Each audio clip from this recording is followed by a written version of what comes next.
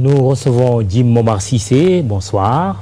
Bonsoir. Vous êtes le porte-parole de la Fédération nationale des élèves et étudiants, des parents d'élèves et étudiants plutôt. Est-ce que vous partagez l'angoisse et le scepticisme de ces parents d'élèves que nous venons de voir? L'angoisse, oui. Le scepticisme, je rejoindrai un penseur qui disait qu'on est sceptique que pour un quart d'heure.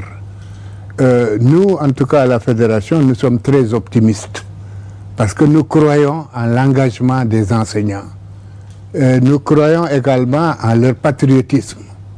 Nous croyons également que l'État ne peut pas être responsable, n'est-ce pas, jusqu'à sacrifier nos enfants. Ça, nous ne le pardonnerons jamais. Et c'est la raison pour laquelle nous avons pris notre bâton de pèlerin depuis très longtemps. Alors, il y a successivement des années de grève. Mais à chaque fois, nous avons joué, justement, non pas aux sapeurs-pompiers, mais aux facilitateurs pour mettre les deux parties autour d'une table et discuter. Certains soutiennent qu'il n'y a pas eu de négociation, que les négociations ne sont pas ouvertes. Mais je crois qu'il faut nuancer ces propos. Nous sommes témoins de l'histoire. Chaque fois qu'on convoque les syndicats, nous sommes témoins. Et il faut oser dire que beaucoup de réunions, beaucoup de rencontres ont été effectuées entre l'État et les syndicalistes. Alors, le dernier rappel au dialogue du ministre de l'Éducation intervient dans l'entre-deux tours de l'élection présidentielle. Est-ce que ce n'est pas cela qui explique cette méfiance des enseignants? Est-ce que cette attitude se justifie? Bon, je pense que on peut situer cela entre les deux tours. Moi, j'étais présent. Que le ministre absent depuis un certain temps a tenu à faire un point de presse où il a invité tous les secteurs, peut-être qui agissent dans le sens d'une conciliation. Il y avait le Comité national pour le dialogue social, il y avait la COSIDEP, il y avait la Coalition nationale éducation pour tous, il y avait la Fédération des enseignants, des fédérations des associations de parents d'élèves et d'étudiants, mais il y avait les journalistes. Alors ça, c'était pour faire le point de la situation. Et je pense qu'avant cette rencontre, il y a eu d'autres où le ministre a rencontré tous ces syndicats en mouvement. Mais qu'est-ce qui bloque? Qu'est-ce qui fait que les deux parties ne s'entendent pas? Très bien. Qu'est-ce qui bloque? Je pense que nous avons été même jusque devant le Premier ministre, qui avait donné des directives à ses ministres pour régler, n'est-ce pas, certains points d'accord qui avaient été signés.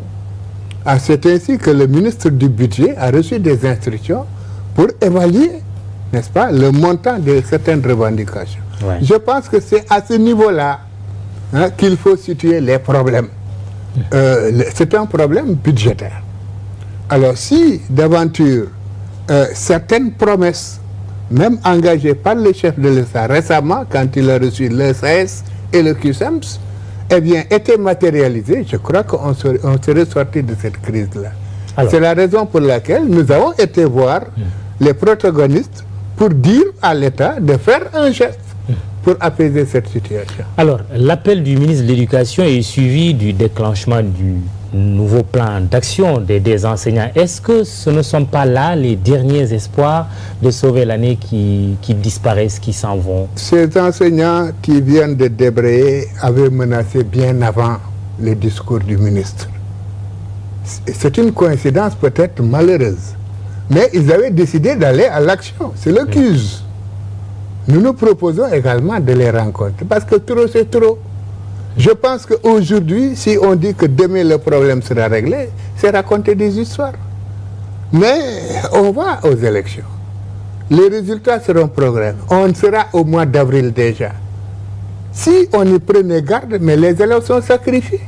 C'est la raison pour laquelle nous leur disons, vos revendications sont légitimes. Accordez une trêve.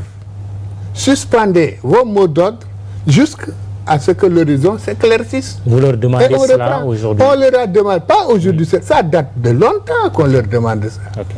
Mais je pense qu'il y en a qui ont des positions radicales. Or, ce n'est pas le moment de se radicaliser. Je dis, on peut peut-être faire violence, revenir sur des principes, même si c'est des principes de rigueur, hein, pour au moins sauver l'essentiel. Alors, sauver l'essentiel, on vous interroge sur la proposition du ministre qui dit qu'il faut éventuellement une session spéciale pour les élèves qui sont en retard. Le plus souvent, ce sont les élèves du public.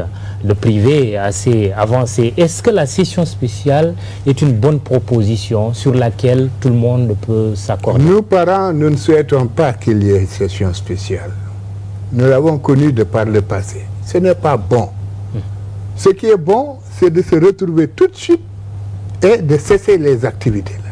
Que le gouvernement fasse quelque chose pour lâcher du lest et que les syndicats se contentent de cela pour reprendre les craies.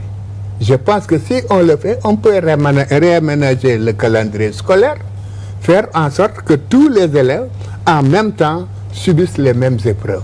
C'est ça qui est juste. En plus d'être parent, vous êtes enseignant ou vous l'avez été?